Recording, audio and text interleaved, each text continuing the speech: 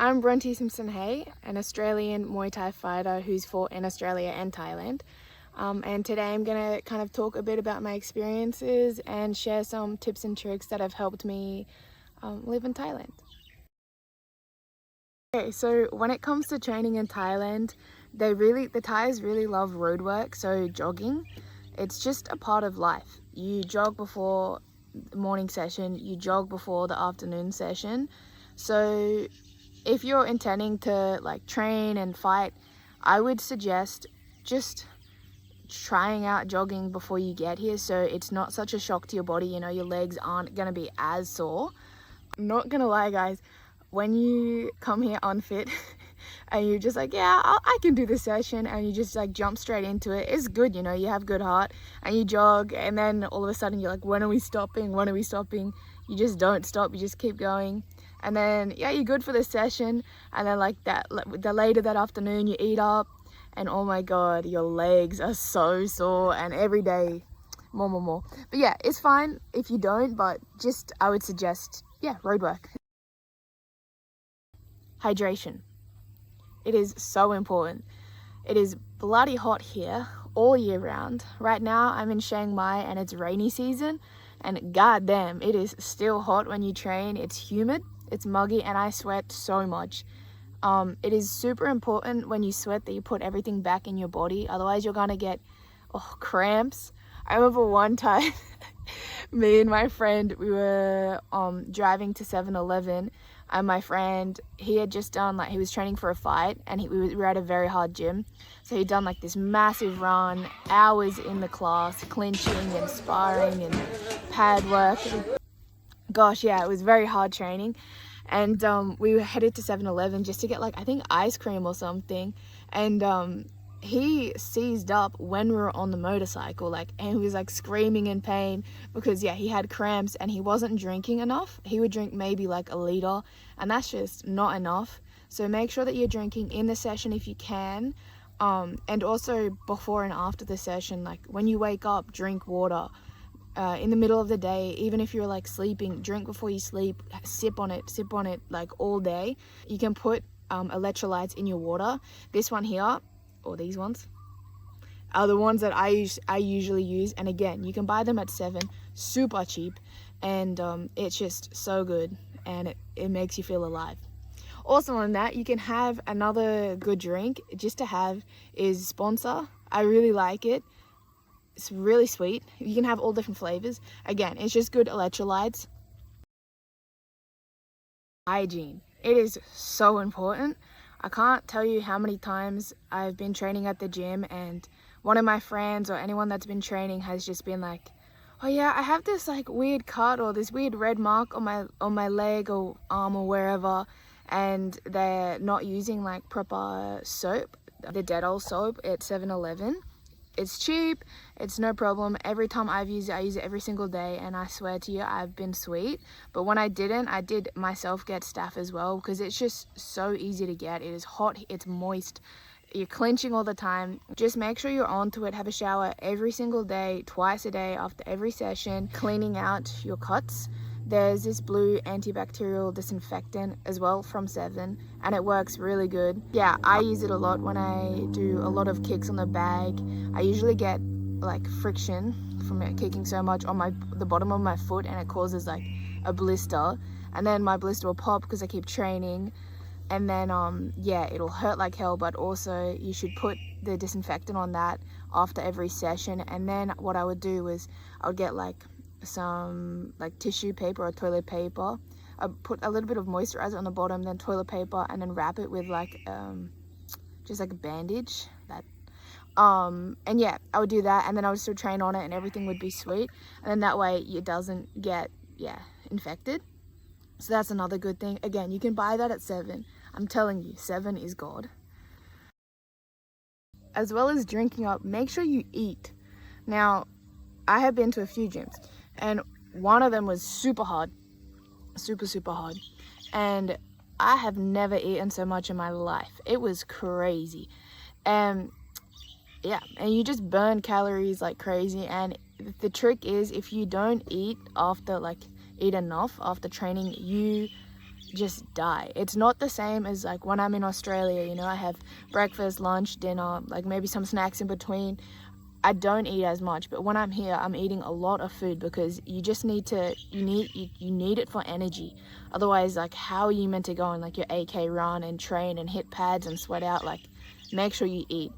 And saying that, we're gonna come to the food. So this is my favorite topic. We'll probably be here a while, I'm not gonna lie. 7-Eleven has everything. Again, 7 is God. They have everything that you need. You can get like fruit from there, you can get drinks, and you can get like actual packets of food like meat and rice or toasties.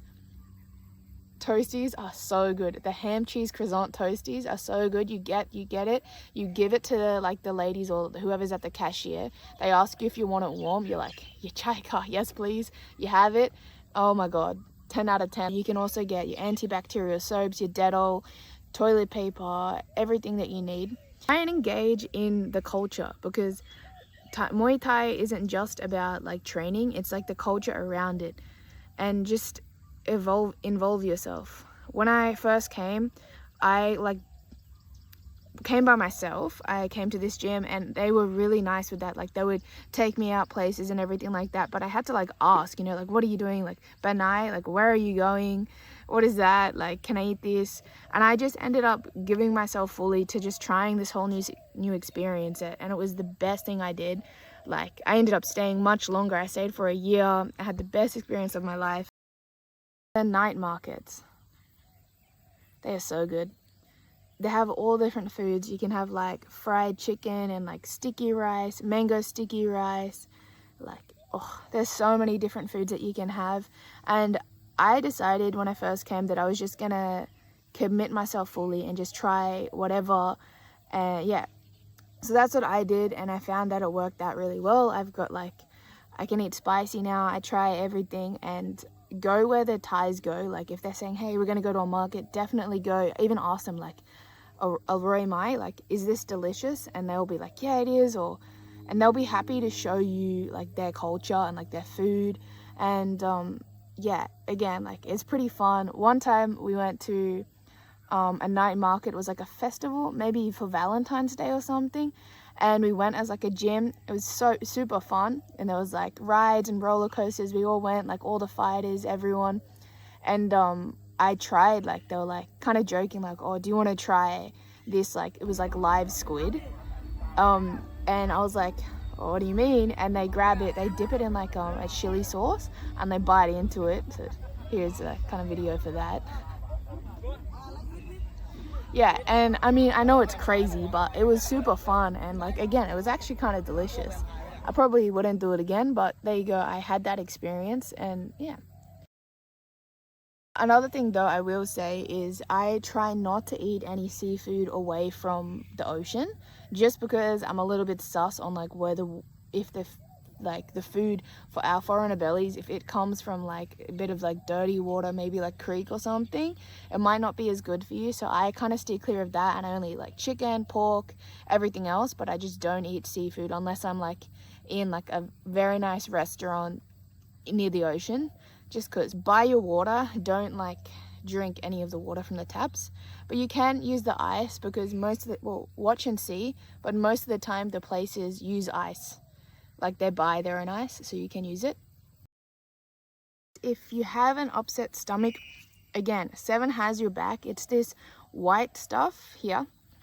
You take, I think it's 1 or 2 spoonfuls. It says it on the back, and yeah, it's very good. It helps you like your stomach calm down. Also, there's this.